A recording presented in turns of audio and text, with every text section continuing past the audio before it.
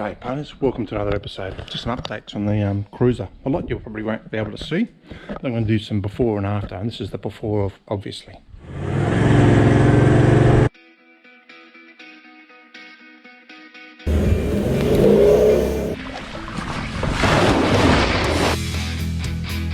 Becomes the potential difficult bit.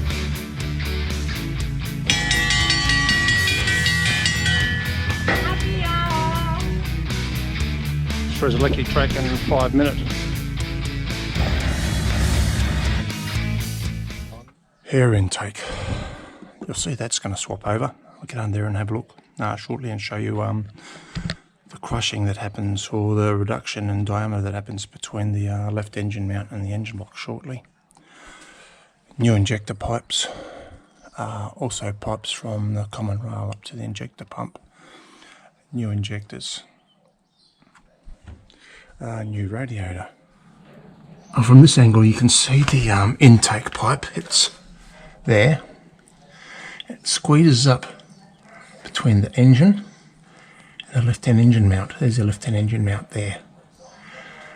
It squeezes up to, well, let's go have a look. See it there. It squeezes right up before it goes into the turbo.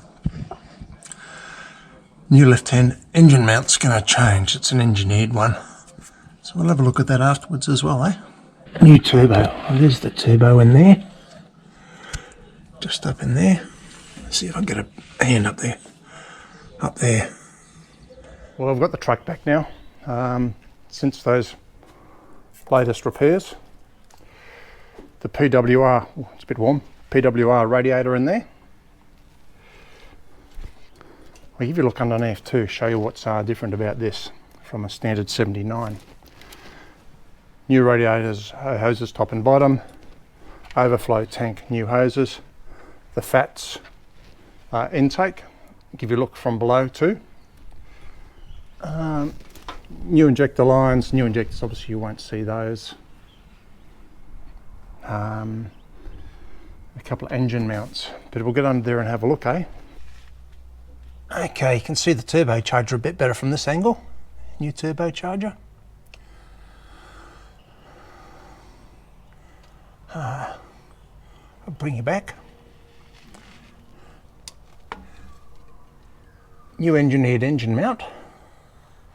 So it provides a bit more space for this FATZ intake to go through. And have another look at that FATZ intake shortly as well. Just want to have a look at this radiator. Alright, hopefully I'll see that. There's an AN fitting in there. There's another one up behind here as well. So yeah, there's a separate little tank in the bottom of the radiator tank as well. It'll have to be flushed out before the next lot of work. So that's what's particular about this radiator. On a 79 you don't have those AN fittings, and you don't have a cooler in the bottom of the radiator. Some of you who know more about cars and others will know exactly what that's all about. But that's for another video. With this FATZ exhaust, they've moved the MAF sensor that used to be there. They've given it a loom, a new loom, which goes down, and the MAF sensor's down in about where my hand is, right down there. And also, the crankcase breather on a standard goes from the crankcase across the inlet. But with a catch can, the hose from the crankcase goes from the crankcase to the catch can. In my case, it goes to here. That's my catch can. And the new hose goes down to, further down to the intake of the FATZ intake. You'd be right. If you're going to critique this new intake, it's not 4-inch all the way down to the turbo still. There's a swage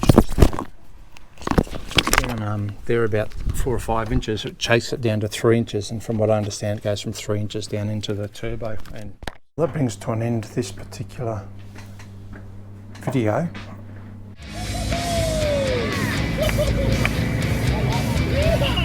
Some may be asking why the upgrades. 305,000 k's on the old girl. She's travelled a fair bit, and you'll see that in some of the shorts in the beginning and the end of this video. and probably some of the future videos as well. Another video is going to come out probably in another month or so with the second lot of work that's going to be done on the landcruiser as well, something a bit more significant, and some of you already have a hint on that. Anyhow, cheers punters.